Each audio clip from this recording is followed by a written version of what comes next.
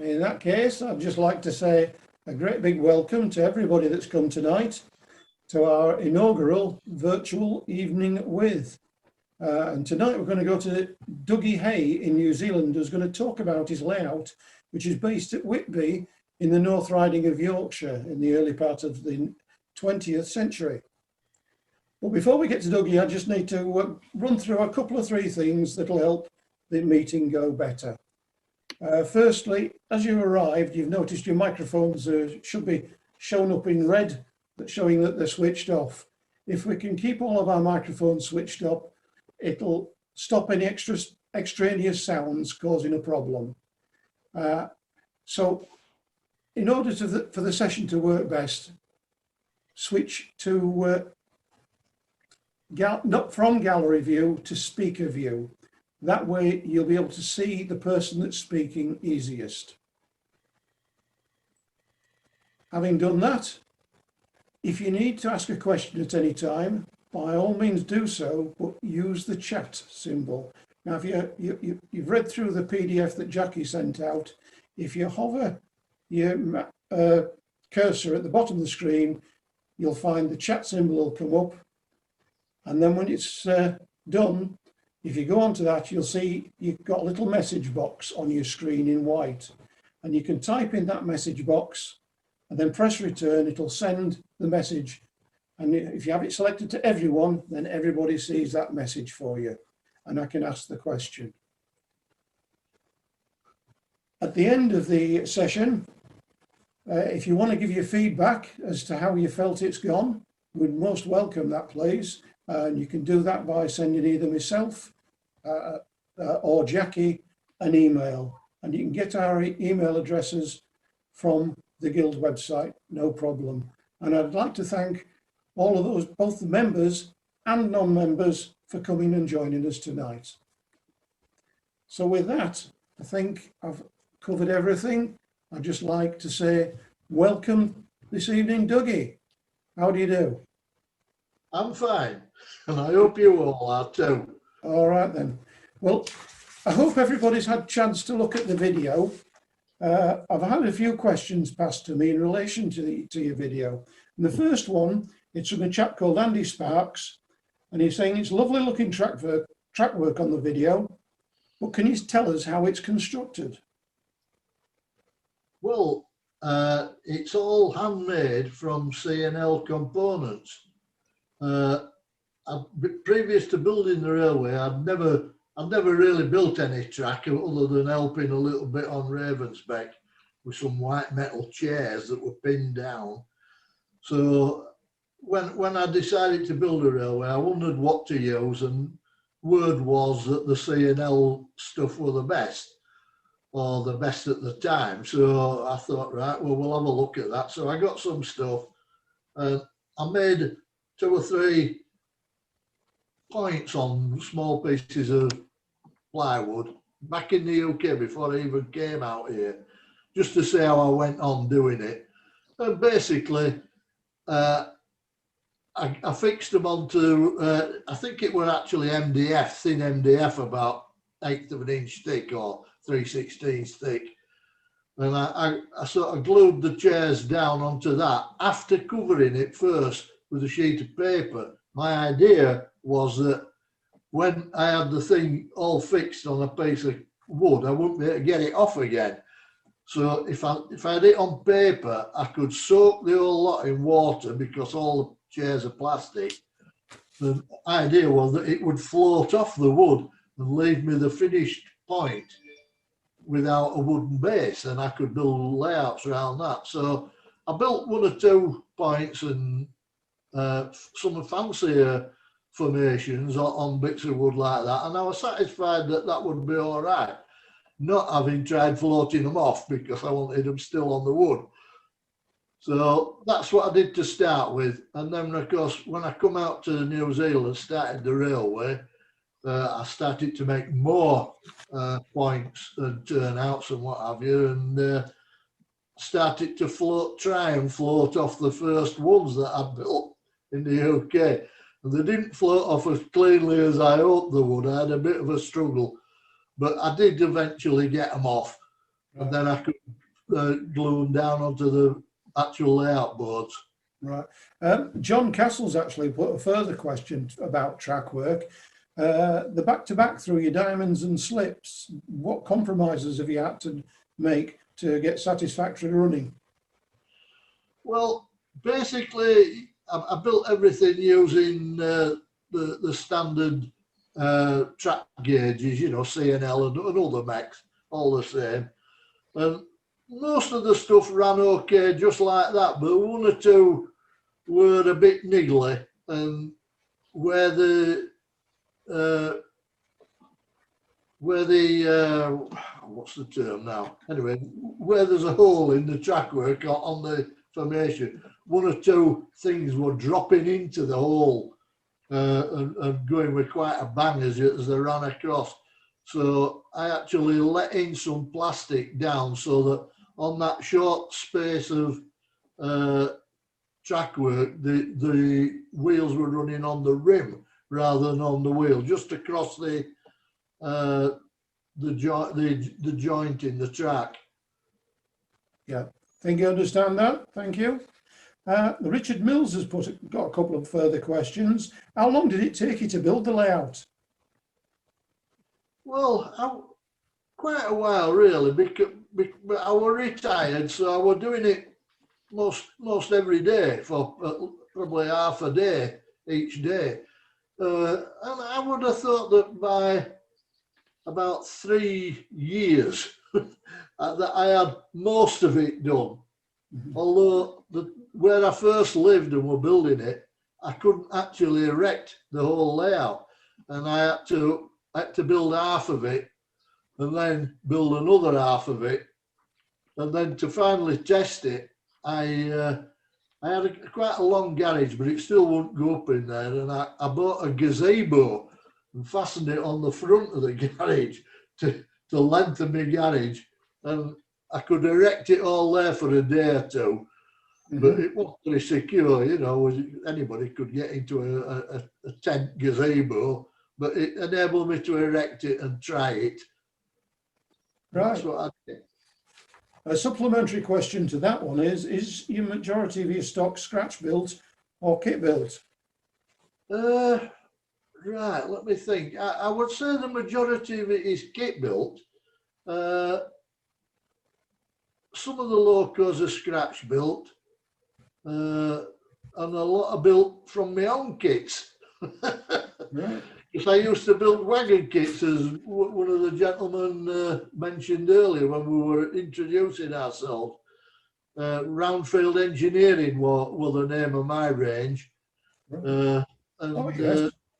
I still think they're good, and I still think they're as good as anybody else's, and they're nice and heavy, and that makes them run better. People think, well, they're too heavy, you know, but you make your engines heavy as well. Yeah. And everything's in proportion. Yeah. So now you're in New Zealand. Do you have any difficulty getting parts for your bits and pieces? Oh yeah, it's terrible. You can't get anything here. It's hopeless.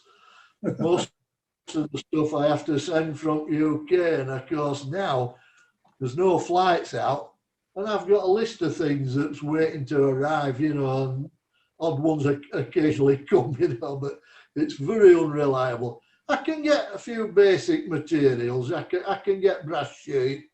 I can get wire and you know, the K&S, or is it K&S range.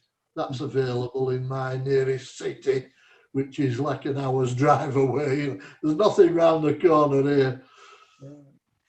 Right then, Dougie. Well, are you ready to start going on to the photographs? Yes, yes. We'll start talking about them. Oh, just a minute. I've just got another question from somebody that Phil Harding's asking that he noticed that you push buttons along the edge of the layout to work the points. Are these wire operated or electrical? No, they are actually blue point activators, which is basically a plastic thing with an electrical switch inside, and it's operated by a tube and rod on the end of the button. And the switch provides the spring to hold the switch in the on or off position. It's just like an ordinary tumble switch inside it. And to be frank, it's working at, I think, at its limit at O gauge. It's probably better for the smaller gauges. But the compared to electrical, tortoise motors and the like, it's cheap, cheerful, it's mechanical, and I'm a mechanic, not an electrician, so to me, that was the way to go, and I've made it work. Somebody, another gentleman, Stephen Toll's asking, can you tell us about your turntable for your stock on the end of the layout with the roller bearings? Yeah, well, that's all done with that, the equipment supplied by, is it Station Baseboards or something? There's a firm, I can't remember the name now, but there's a firm that sells fittings for building traverses, turntables and the like. And in the middle of it is a big spider about 8 or 9 inches across with little rollers in it. It's only about 3/16 thick, and the whole thing sits on that. And then there's outrigger rollers round the edges to steady it and brace it, and it all swings on that. And the underside of it is what do we call it? Faced with copper, thin fiberglass, faced with copper, and there's contacts in the baseboard that it runs over, and when a track's in alignment, it lines up with the contacts, and you get a circuit. And it's all done with levers. I've got too many tracks on and off the turntable, basically. And to get my latching to work, I had to put 2 separate latches, because one latch wouldn't do it all. And I have 2 different latches, and I've got to, I never remember which latch it's on, and I've got to sort of, I can unlatch it and hold the latches off with a catch, and then I have to, what it that one or what it this one, and I have to faff about till I get the right latch that holds it in position. As I've said once before, I'm a bit like the Wizard of Oz on the film operating the thunderstorm, with the levers and latches and what have you, pulling and pushing these things, but it sort of works. That's good. That's good. Chris Walsh has wanted to know why you chose to model Whitby. Right. Well, basically, it had to be somewhere northeastern because I was a northeastern enthusiast, and I wanted a layout, and I knew I couldn't get an oval of any reasonable size, because it's just too much to expect to have a room where I could do that. So I thought, well, it's got to be an end-to-end. Then I wanted an engine shed where I could pose locos, because the thing I like doing really is building rolling stock. Not so much operating railways. I don't often operate it, in fact. I might go in the morning, I might run a train, or I might not, and I'll sit down and I'll build some stuff, and then the following day I might come in and run another train and then carry on. It's a bit like that, really. But Whitby fit the bill. It was a terminal station, and it's an interesting town anyway, and I like Whitby. It's well worth a visit if you've never been. And fishing village, it just fit the northeastern exactly, for me. So, and there were in one of Ken Hull's books, there were a good track plan of the station and yard there, so that helped from the word go. That's right. Road baseboards. That's the one I'm thinking of. That's where you get the fitting. Okay. Well done, sir. Well done, that man. Thank you, Chris. Right then, shall we move on to your rolling stock now then? Yes, why not, indeed. In that case, Jackie, do you want to set off the slideshow? Right then, we should now be seeing the first slide saying an evening with. You've seen the video. Now join Dougie Hey in New Zealand to hear more about his 7mm layout of Whitby Station and Yard. New slide, please.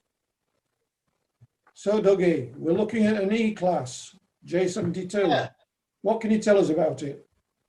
Well, this was the first thing I ever constructed for O gauge, or even for any gauge. So I never really constructed anything in any other gauge. I had an Ormby double train set like every other lad, but I never built anything until this.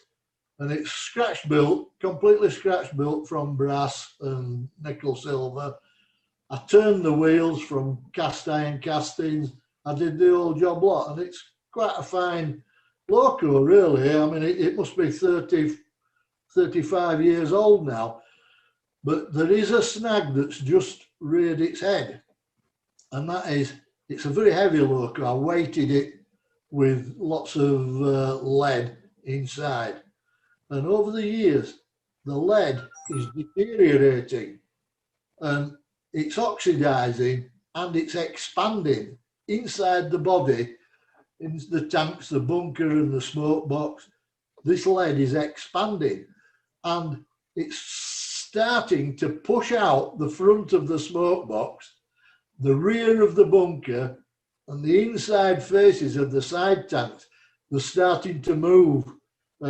It still runs and works fine, and you don't see it unless you look carefully, but obviously over the next year or two it's going to get worse. So I'm going to have to either scrap it, dismantle it and rebuild it, or do something like that. Okay. But it's a very good runner, and we used it on Ravensbeck for years. It was the most popular engine that folk wanted to run because it picked up well. With it being very heavy and had plunger pickups on all wheels, it were always reliable. And it always started when you wanted it. And for that reason, it was a popular choice for shunting and stuff.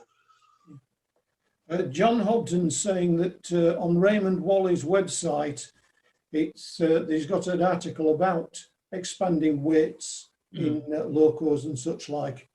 So it might be for people to look at later, and maybe yourself, to see why these weights are expanding. I'd love to see it, because I've never heard of it before with anybody, and I was shocked when I saw what was happening. Okay. Next slide, please.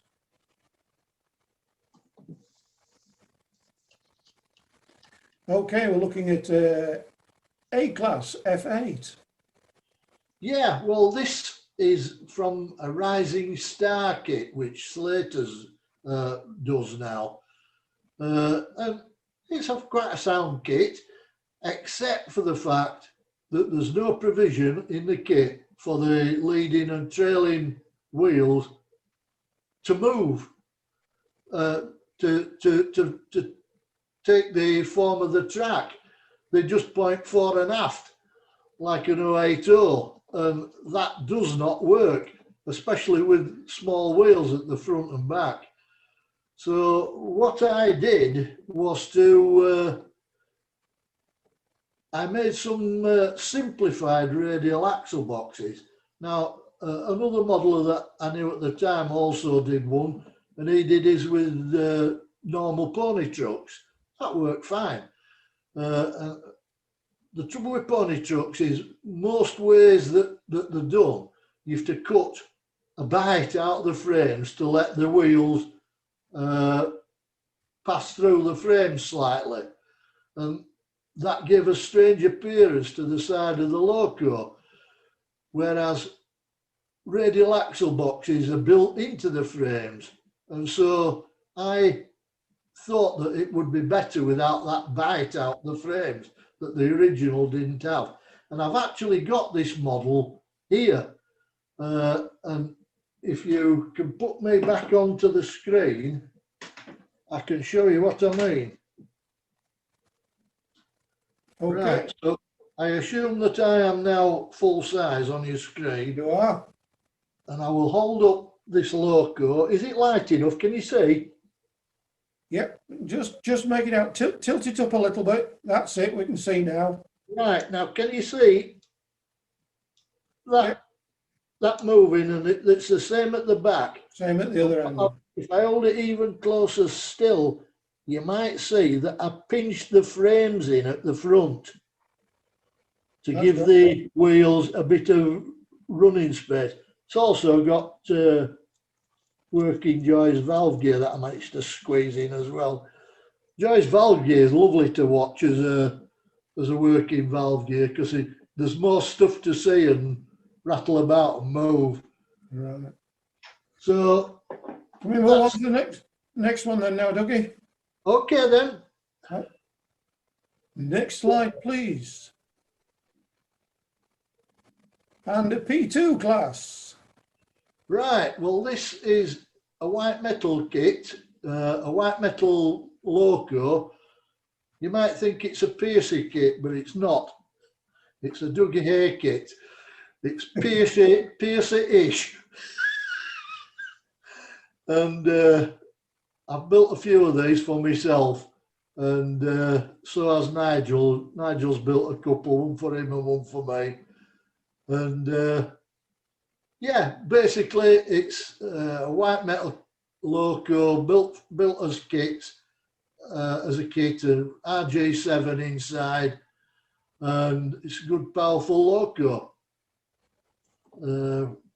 Very good. I was going to ask you what motors you tended to use. Well, I like RG7s for the simple reason that when it's like that on a layout, you can actually push it and the wheels go around. With a worm and worm wheel, you push it and the whole thing skids along with the wheels not turning round, and you try and push it over a point, you're asking for trouble. So I don't like that. And so some of the more modern ones with the, forget what you call it now, it's like a multi-start thing on the top. They're sort of an halfway measure. You can make them push the motor around, but it's much more difficult than an RG7. I just wish somebody would redo the RG7s. I've bought as many as I can second hand and what have you. And, you know, they're always hard to find. But yeah, I love them to bits. Yeah. Going back to something from a bit earlier, we were mentioning about these lead weights expanding, and Yeah. somebody mentioned that there's an article on Raymond Wally's website. Well, Frank Nubar, I do apologise if I've got the pronunciation wrong, is saying that the website no longer works. So I do know that there are articles on the in the Guild Technical Committee that have mentioned this before, because I've come across it myself. You have? Yes, it's happened to me. You've come across the problem or the article? No, the problem. Oh dear, I thought I was the only one that had No, it's come across that. okay. Right, shall we move on to the next slide? Yeah, why not? Thank you. And here we've got a 4cc class, brackets C8. Yeah, this is a northeastern Atlantic 4-cylinder compound Atlantic. There were only two built, and this is actually the best model I've ever built. It's never been painted. It's never been finished, because you'll notice in the photo there's no brake gear on it, no lamp irons and a few little details like that. But basically there's no brake gear on it. And I was forging ahead building it, and I found this before we're building stuff. You go so far and then you suddenly tire of doing it, and you put it down and you rest it and you think, I'll pick it up next week. And then 3 years later, you pull it out the cupboard and you think, oh, I can't be asked with that just now. You know, you push it back in.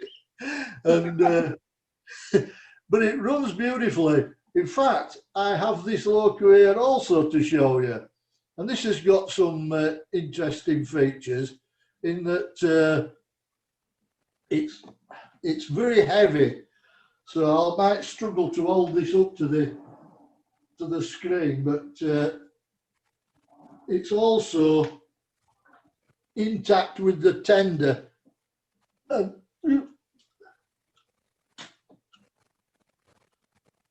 Oh my goodness.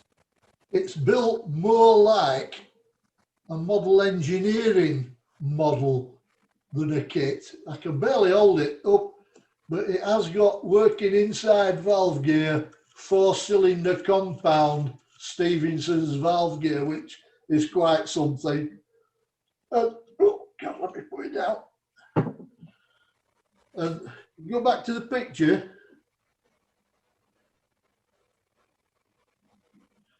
The boiler, because it's got the Belpaire firebox, which is unusual for Northeastern, I was pondering how to do the Belpaire firebox. And what I decided I would do, I'll just do a quick sketch here on a scrap of paper. While you're doing your sketch, Dougie. It's all right, I'm nearly done. Can you see that? Yes. Right. Well, basically, that's the boiler, and I wanted to reduce the end where the Belpaire firebox is so that I could introduce 2 or 3 formers over that slide over that reduced diameter to carry the casing of the Belpaire firebox. And I thought, well, I need a big difference in diameter from the outside of the boiler to the outside of the reduced section. You need it to be considerable difference. Mm-hmm. And I thought the easiest way with this is to turn the boiler out a solid bar. My goodness. So that boiler is turned from solid phosphor bronze bar. But it weighs a ton. It Well, does weigh. we need to move on, Jack, Dougie, or we'll be here all night. We've got a few All right, more. okay, sorry, am I saying too much? No, not at all. But we do need to move on. And we've had a few comments about the lead in your boiler of your first loco. And Right. is it fixed? Did you fix it in with PVA glue? It's so long ago, Tony, I can't actually remember. I may have used PVA glue or I may have used epoxy. I don't actually remember, and I may not have used any glue. I may just have sort of wedged it in. Yeah, well, apparently the PVA reacts chemically with the lead and expands. It might well be that then. Okay. It might well be that. And there is somebody been putting on chat the details of the new Raymond Wally website. The chat and the videos, the session that we're on now is being recorded, and you'll be able to see those details later. So if we can move on to the S-Class. Yeah, okay. Right, the S-Class. Now, I didn't build this loco. This was a loco built by Dr. Robert Scott, who lived in Harrogate. And he was a well-known doctor who was a great Northeastern Railway enthusiast. And he built loads and loads of stuff, really prolific builder.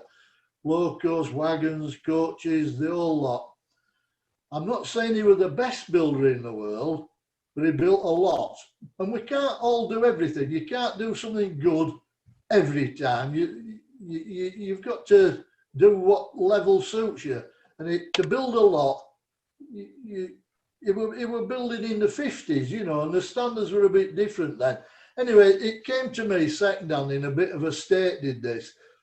And I looked at it and I thought, oh God, I bought it because no other 460 loco were available in Northeastern in them days.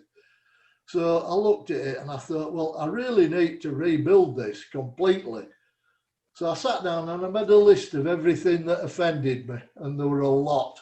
It were a long list. And I thought, well, if I correct all these, it isn't Robert Scott's loco anymore, it's Dougie Hay's loco. So I worked on the list and I just highlighted the ones that really offended me. And that were the sort of things that I tackled. For one thing, all the splashes were different.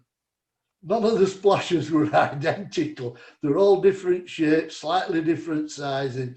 So that had to be corrected. So I turned all new splasher faces on my little lathe. The cab windows were the wrong shape and too big. And I thought, well, if I make new cab sides, that's another major part of the loco. So I thought, what I can do is get the correct shape, but that made the windows even larger. So the windows are still too large, but they are the right shape. And there were a nasty twist in the thing, and there were lots of things wrong with it. But I gradually made them right, and the paint job was appalling. It was LNAR livery, somebody had redone it, and it was like painted with treacle, you know, it was awful. So I stripped it all off and repainted it, and it's quite a reasonable engine. Well, this is the only engine I have that's got an ordinary worm and worm wheel driving it, because that's what were in it, and it works well, and I've kept it.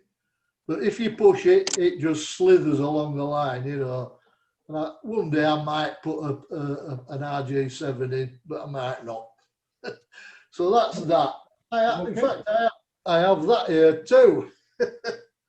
Which I don't think we've got time to all actually right. show all the locos live as well.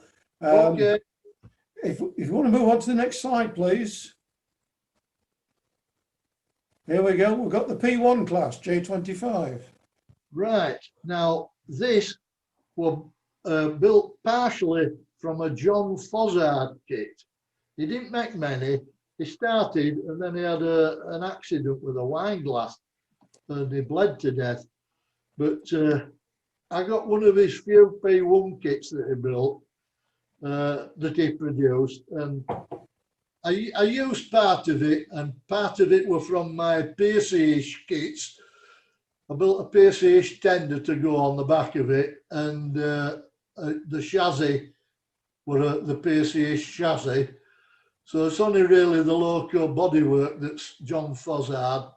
But that has come out a nice loco, and it works well. Excellent. Thank you.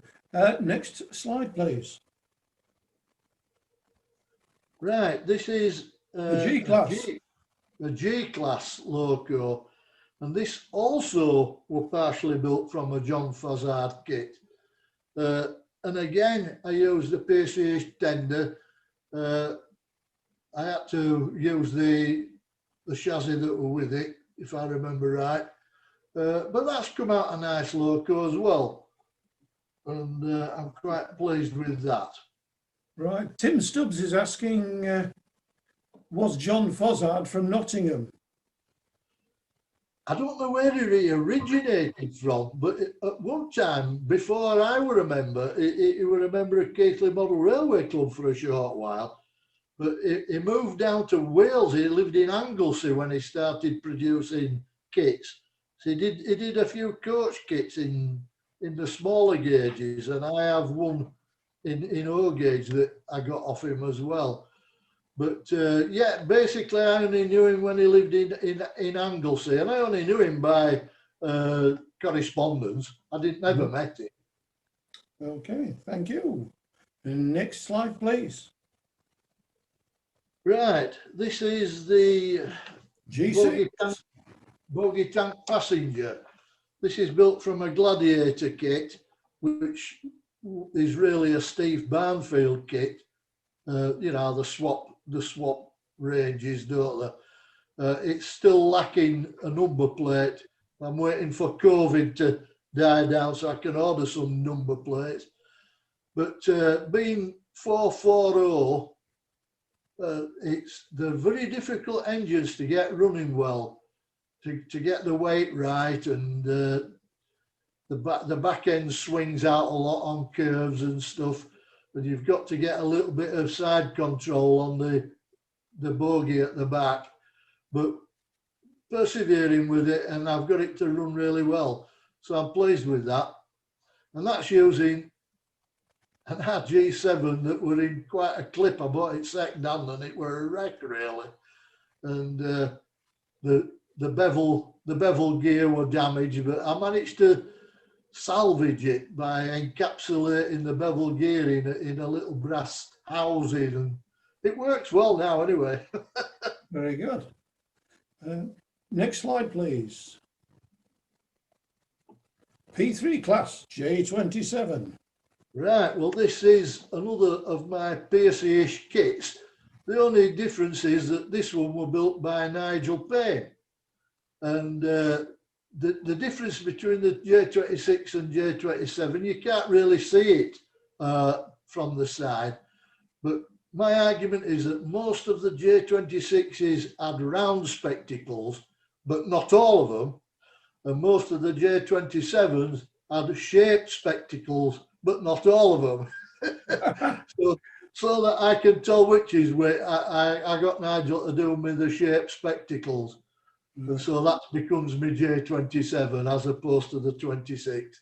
So that's another nice loco that Nigel built. I think that's got an RG7 in, I can't remember now. Now, is that the white metal kit then? Yes, it's a white metal Piercy-ish kit. Right. Thank you. Next slide.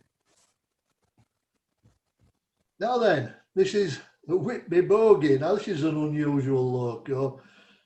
This, again, I didn't build. This is built by Robin Taylor. I think he didn't know where to run this really. So it's on permanent loan with me out here in New Zealand. He brought it out during a visit, and this runs on my railway now. It's a really peculiar thing because it looks like the bogey's too far under the boiler, but that's how it was. There were a couple of versions with different shaped cabs on, but he built this one, and he does a nice job painting, Robin. That's his speciality, really. Right. He does these fancy schemes where it overfaces me, he does that sort of thing.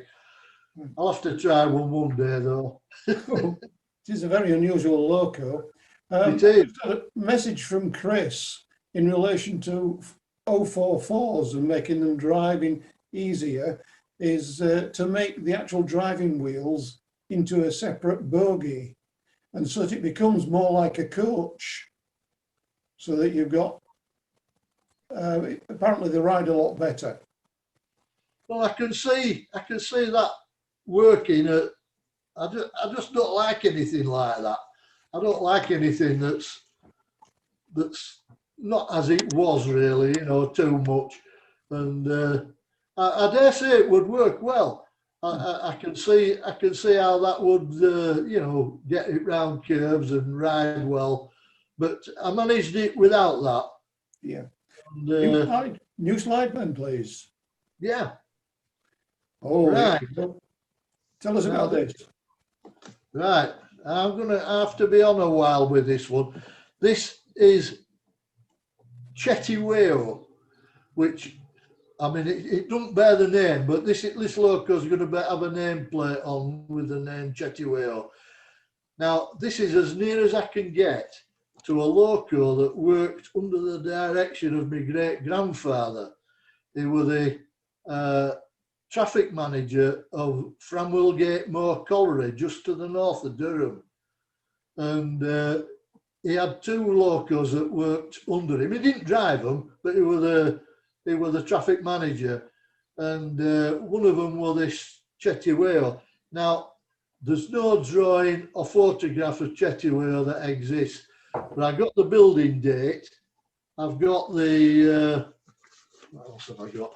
I've got the building date and the construction number and a few details. And I have an eyewitness account of it working by an old miner that worked on the colliery. And it was outside cylinder, 040, saddle tank, painted black with the name Jetty Wheel. And this was built 1879 by R&W Hawthorne, whereas the loco Jetty Wheel were actually built by Hawthorne, just a little bit earlier than that. But that's as near as I could get in a kit. This is an Aginoria kit. And so I thought, well, I'll settle for that. and that's got an RG4 in it. An RG4 that I've opened up to take a 3/16 driving axle, and that's got loads of lead shot in it wherever I could get it. Probably put in with PVA glue. A lot of my locos are going to be in for this disaster with the lead weighting eventually, but I'll be long dead by then, I think. But yeah, it's a nice engine, and its sole job on Whitby is to push 3 coal wagons up the hump onto the coaling stage, and it just manages that. It won't push 4, but it'll push 3. Well, it looks very nice.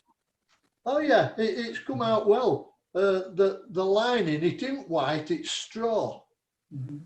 It's not come out with a good colour in this picture, but I did it straw lining because the Zulu Warriors, you know, had a funny gate as they went along, which is a bit like an outside cylinder 440, and they had straw on the shield and what have you, so straw lining. So it's a Zulu Warrior. Right. Right, thank you very much. Shall we move to the next slide? Yep. Here we go. Right. An old class, a G5. I built one of them. Yeah, this is a G5 loco from a connoisseur kit. You'll all know the connoisseur kits. Most people have built one, and this went together quite well. It's 044, difficult to get to run well, but with side control on the bogie at the back and lots of weight right at the front and not so much at the back, I managed to get it to run quite well. So that's another one with an RG7 in, and one of Jim's kits, which didn't go together too badly at all. Excellent. Thank you very much. And next slide, please. Right, now, now this is a good one. A newly started loco kit. This is a part-built loco kit that I'm on with at the moment. It's a W class 460 tank, and this is from an Ace Products kit. Now, unfortunately, Ace Products don't have a right good reputation for the kits, and I'm afraid it's deserved, is the reputation. I've had to do a lot of alterations to get this together. A new cab front, a new cab back. The boiler was about a third as big diameter again as it should be. So I've had to reconfigure that to be the right diameter. The side tanks were too high, the bunker were too high. Lots of things. In fact, I have that here too. Not gone to the next one yet. I haven't finished. So if you can go on to show, I can show you this. If you right. So if I hold that up, can you see the safety valve cover? Looking good. The cab, which is oval. Not oval, should I say? It's an ellipse, right? And that's the shape that there should be. Most kits don't have that. They make them either oval or round or all sorts of horrid shapes. And I was fed up of having to make my own. I made quite a few of my own, and very difficult to do. And I came across, I've got something here to show you again. I came across a design for an ellipse turning attachment, and I built one of these for my little ML210 lathe, and I've got it here to show you. It's in 2 halves. I'll hold this up. This is the bit that bolts to the headstock, That's the side that bolts to the headstock. That's the side that's stuck out.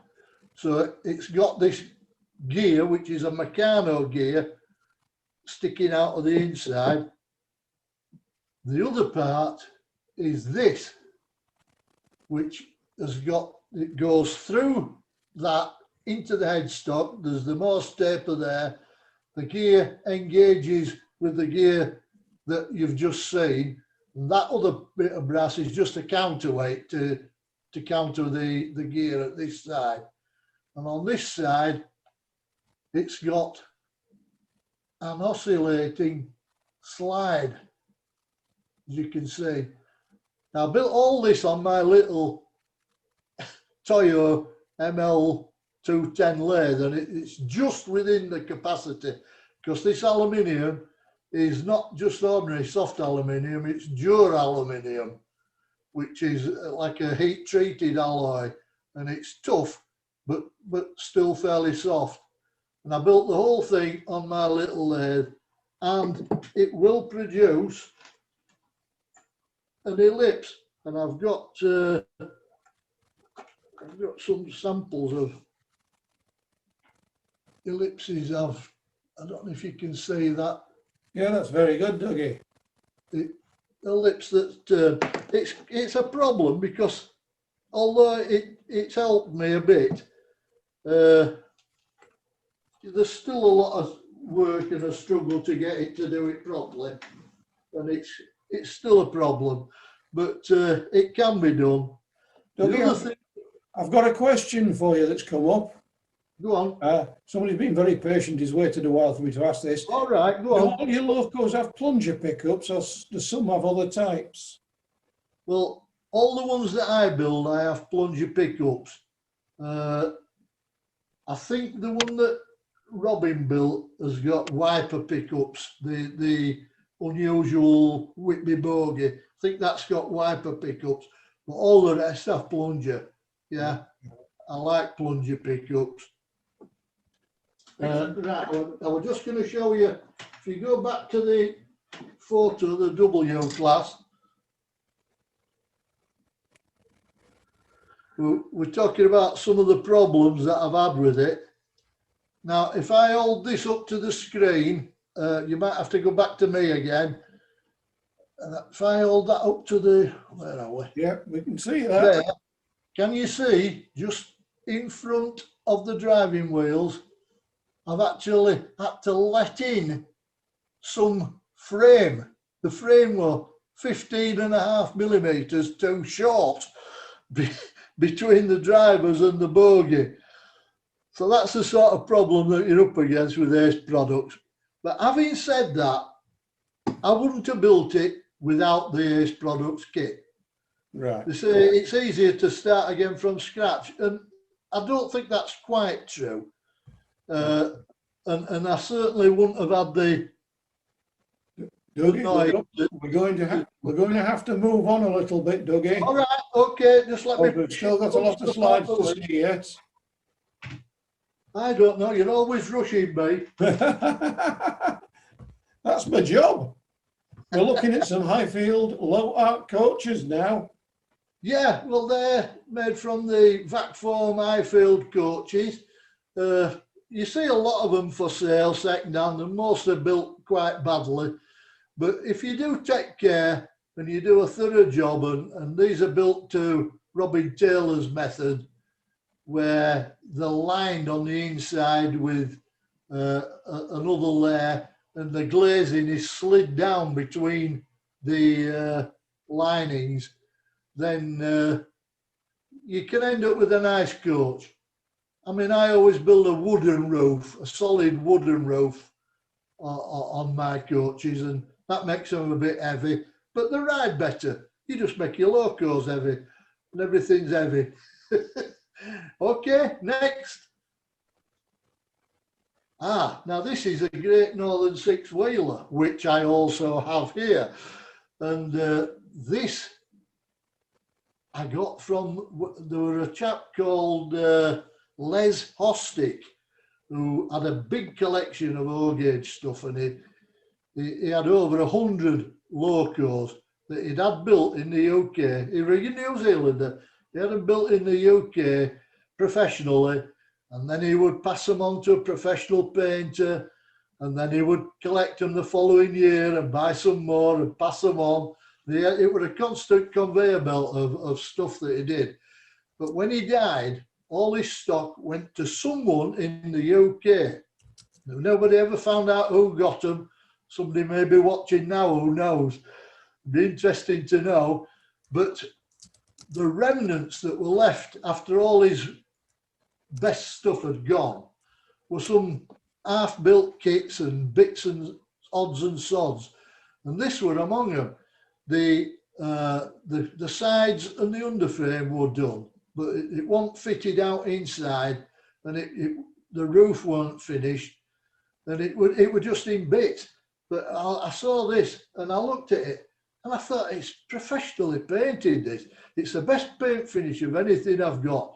And the professional painters, they seem to be able to get a right nice finish on them. I don't know what sort of paint they use. I suspect they might use car paint, you know, cellulose or something, because there's not a brush mark or anything on them, and they're as hard as nails is the paint finish. They don't chip easily like, you know, amateur painted stuff. So I got this and I thought, I can finish that, and I got it for next to nothing from an antique shop.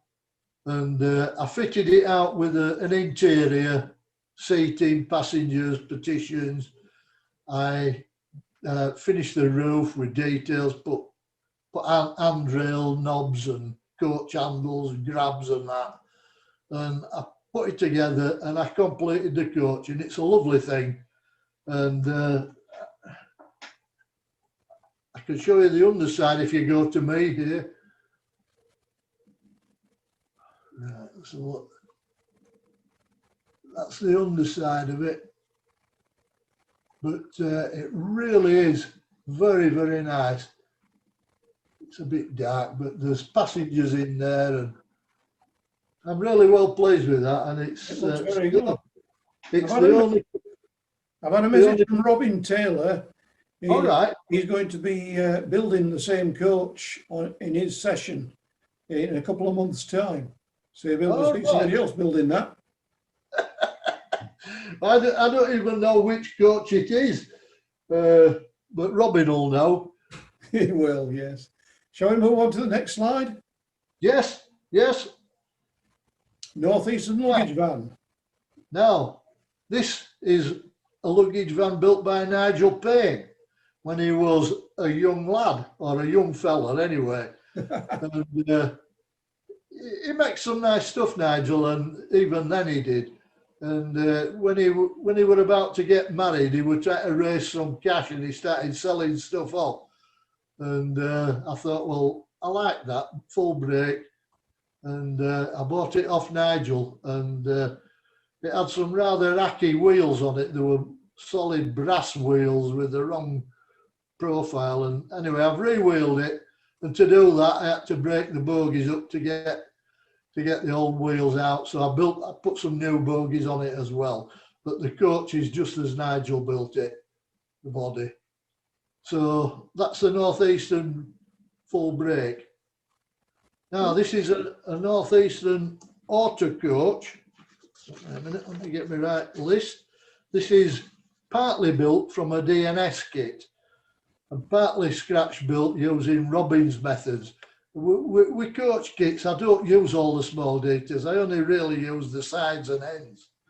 And I build my own underframes, which are nice, strong things made out of brass U section, and I use my own headstocks, my own bogies, and I fit the inside out according to Robbins methods. And I do build my own hardwood roofs, and so it's partly DNS, partly scratch built, and that's that. Okay, next slide, please. Right, these are four-wheel coaches from the connoisseur range, most of them, but one of them is built from plasticard, because on my layout there is a static coach body in the yard demounted. And in Whitby, in real life, there were two identical coaches butted up end to end. So I built two of these bodies to put on the layout. And when I come to putting them on, I could squeeze them in, but it looked crowded. So I decided just to use one. So I put one on the layout, and that left me with another body for an all third. So I thought, well, I'm not wasting it. And I turned it into a coach, and it's in that rake there somewhere. So they're Jim's coaches, most of them, and they're okay. Yeah, they're nice and they run. Do you use any special wheels? Well, usually Slaters, although on my bogey coaches, I have an whole load of wheels from Laurie Lovelace. Laurie Lovelace used to market some stainless steel wheels, and I cast him some inserts for the centres.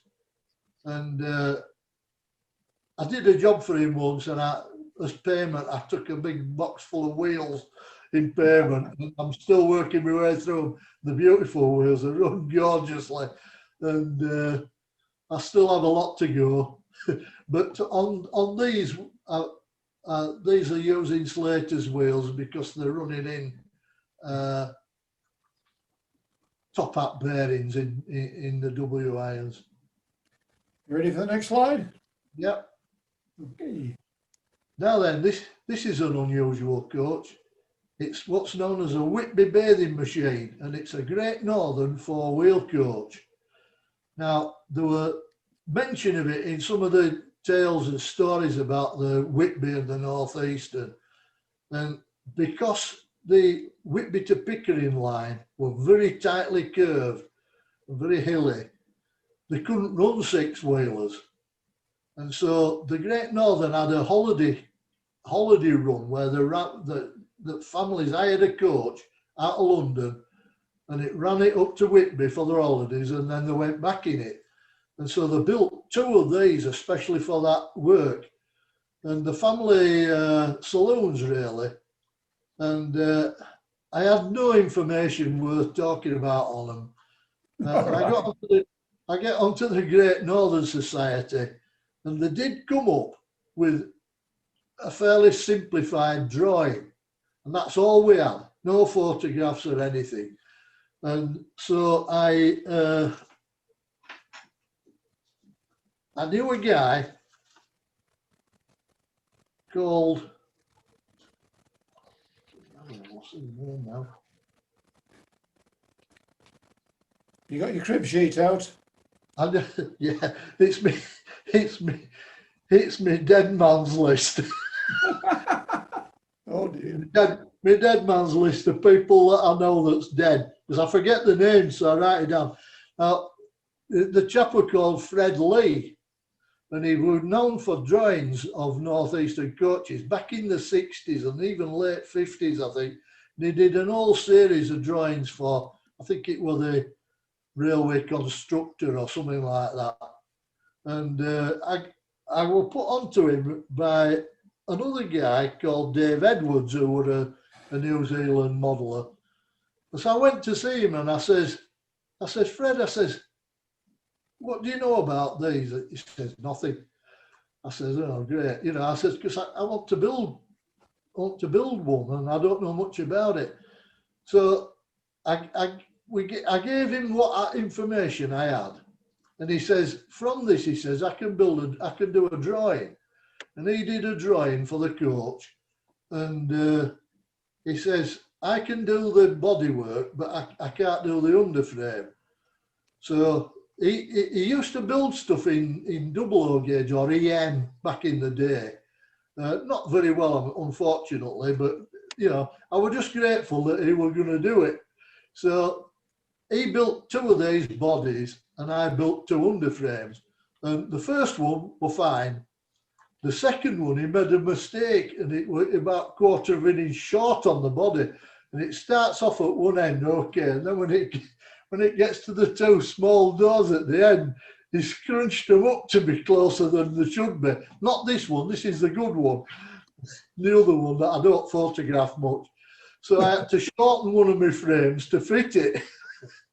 But I wasn't gonna knock it because he was an old guy and he was just pleased to do something in the hobby.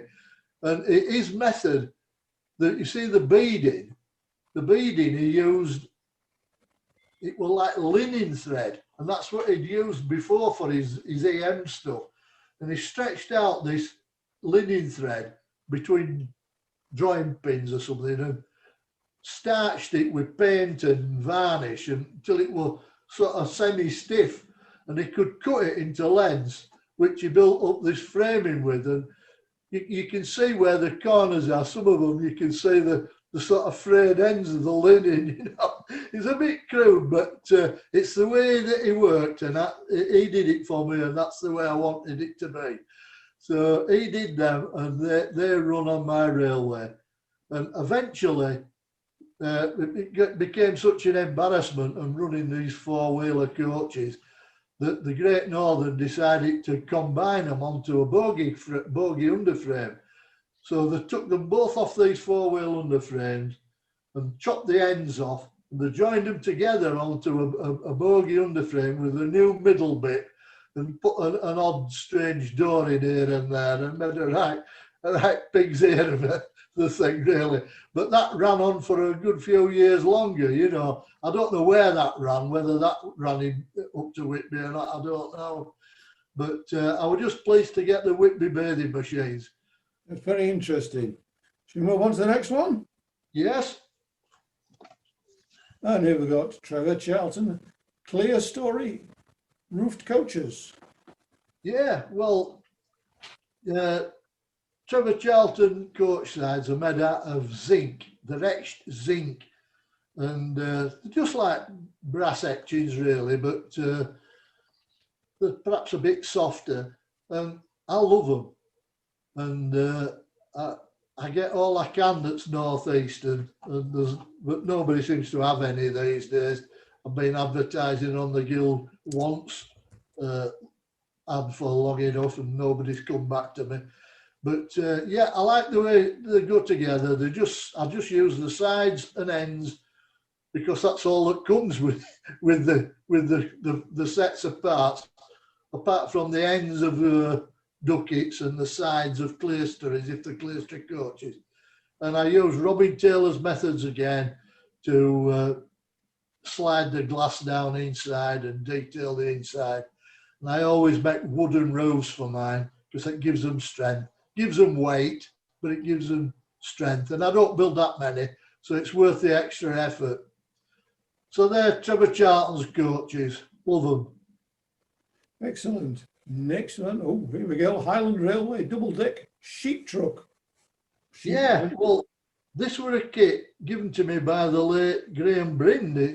He died fairly recently. And before he did, he gave me this kit, which I built. And I mean, there's not really much of an excuse for having that on the northeastern at Whitby. But I thought, let's have one, because you never see double-deck sheep wagons in England much. And the access ramp were off his Graham Bryn's layout, locked up. And I've ended up with that on Whitby. But I filled it with white metal sheep, so that weighs a ton. It's like a shot putter's model, that. But get your locos weighted up, they'll pull anything. It looks So good. that's what that is. It looks good. And next slide, please. Right, now this is one of the Roundfield engineering kits that never really made it to production. I was experimenting a bit. This is an S1 ironstone hopper, and I was experimenting a bit, and it was really something that ought to be done with an etched kit, you know, to make a steel hopper like that. But I just didn't like the idea, and I thought, I wonder if I can cast it in one piece. So the hopper is cast in one piece, and the underframe is cast in one piece with just W irons and buffers to add on afterwards. But I managed to get it to cast all right, the underframe, but the hopper, just under where it says York, they all ended up with a hole in the side when I cast them, because there was no centrifugal force there to throw the metal into that bit. So I had to repair every hopper with low melt solder and dress it off to be flat, you know. Well, it just wasn't on for a kit. So we just made enough to do what we needed on Runswick Bay. And I did sell one or two, so there are one or two in circulation that must be worth a lot of money, because there are only about two that I ever sold on. So that's that. It looks all right, does that? Well, it's used when the life were done as ironstone hoppers. A few of them were used as refuse wagons, and they'd shunt them onto a station platform like that, and they'd throw all the station rubbish in, and then take it to the tip and tip it down the tip. And when they finally got fed up of the wagons, they just throw them down the tip as well. So there's a tip somewhere with a few of them in. All right, then, shall we move to the next slide? Yes, we can. And Right. here we've got a water storage tank. This is a new addition to the layout that is shown on the video. It's a water storage tank that we use to feed the water towers to fill the locos, the water cranes. The one just at the other side of the tracks from this, but the other one was some distance away by the shed.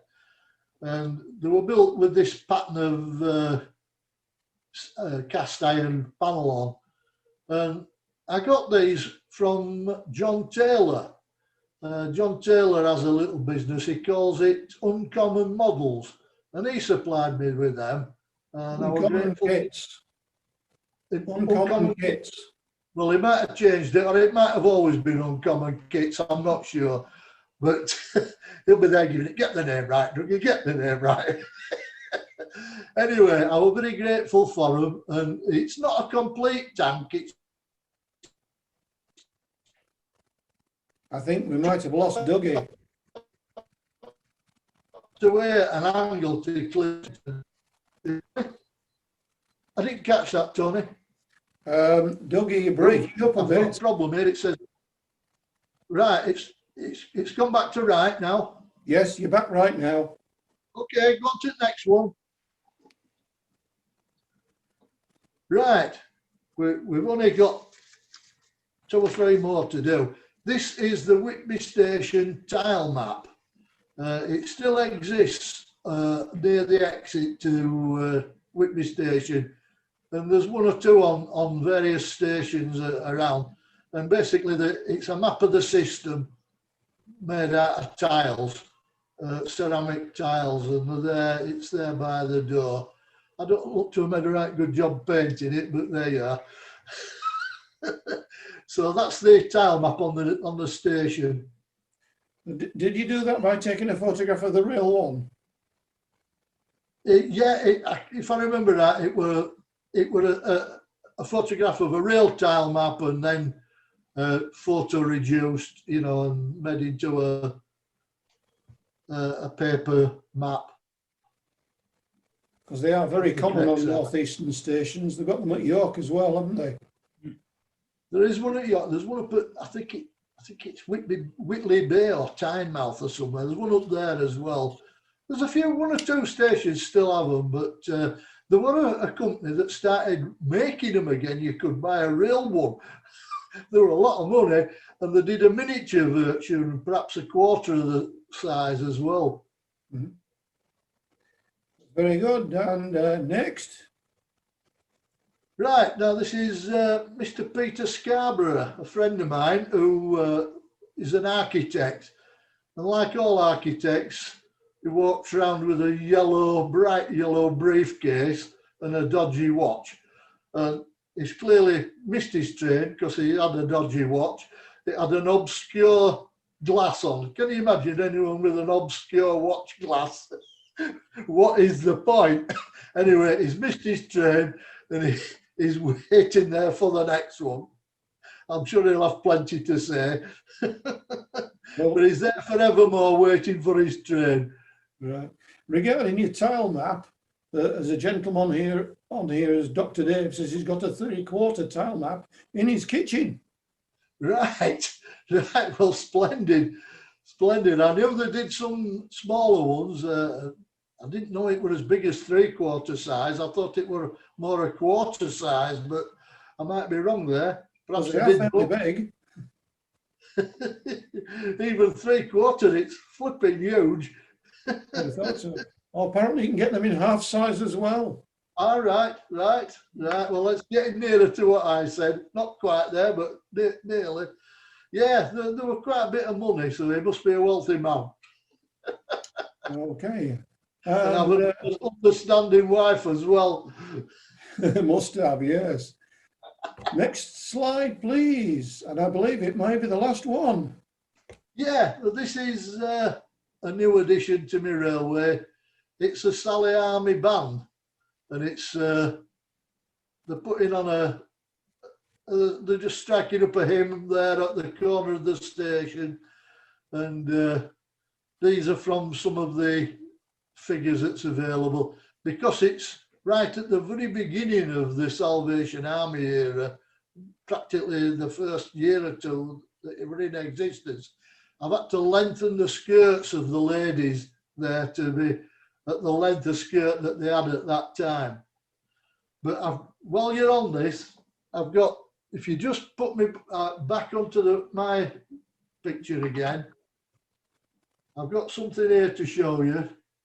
This is something that I bought recently. It's a sound box, and it's to go near the harbour. Music. Ah, take me straight up to Whitby. Yeah, and that's going to go, and it runs on a loop for about half an hour. I'm not sure what happens after half an hour, whether it continues and runs again or whether you have to restart it. I've never been able to tolerate it on long enough to say. After 2 or 3 minutes, I always turn it off, but it just gives a bit of atmosphere. And with the Salvation Army band, I wanted to have one that come up with some hymns as well.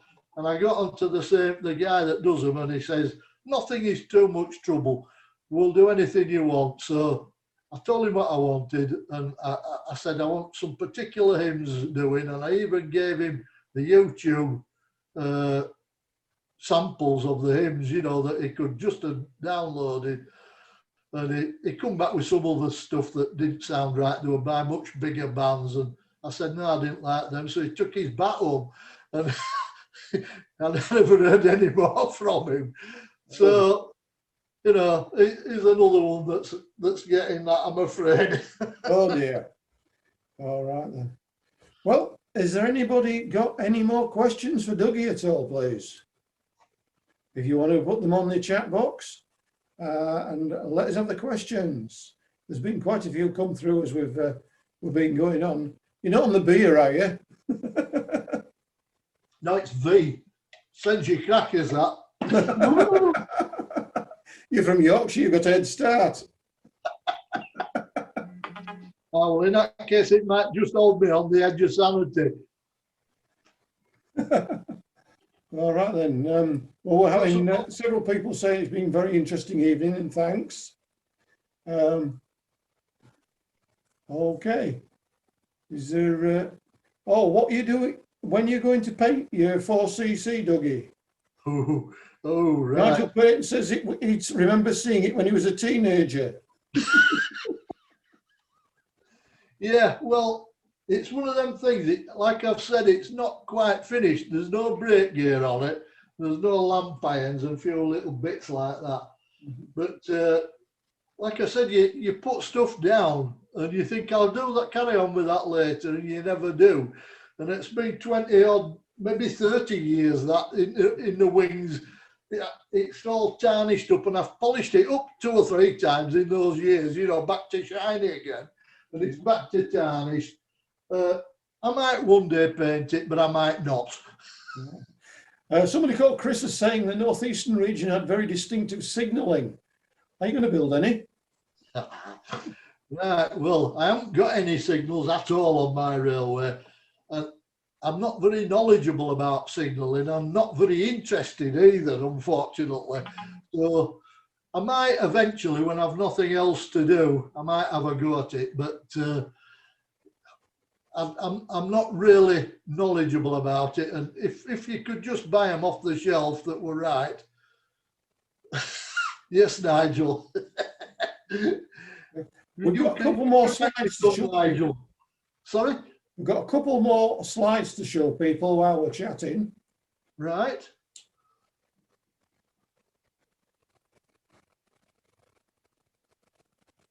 Just reminding you that the next virtual show, oh, we're going back one. Sorry. The next show is, the next evening with, I should say, is with Andy Duncan, who's going to build some models, show us how to turn his bits into kits on the 26th of February. Very shortly, the Guild will be opening up booking forms and you can register with the Guild again to do that. So don't forget that. It should be on the front page tomorrow, Tony. It'll be on the front page tomorrow. Thank you very much, Jackie. And then don't forget, 6th of March, the next Virtual Model Railway Show. Again, free to members and non-members alike. So everybody, friends, welcome to come and visit that virtual show on the 6th of March. And again, it'll be recorded, so we'll be able to watch it after that as well for those people who are elsewhere in the world and don't enjoy proper GMT like we do. Right then. And of course, we're still hoping to hold the proper show at Doncaster in the summer on Saturday the 5th of June, followed by the new venue for Guildex at Stafford in September on the 4th and 5th of September. Don't forget to put those dates in your diaries. Thanks very much for coming tonight. Hope you come again. And don't forget, membership, you get 13 months if you join now for the price of 12 for those members or those non-members who may wish to join. Thank you very much for coming, and we can still chat on again if you want to chat a bit longer. Have you got any more questions? Because I'm going to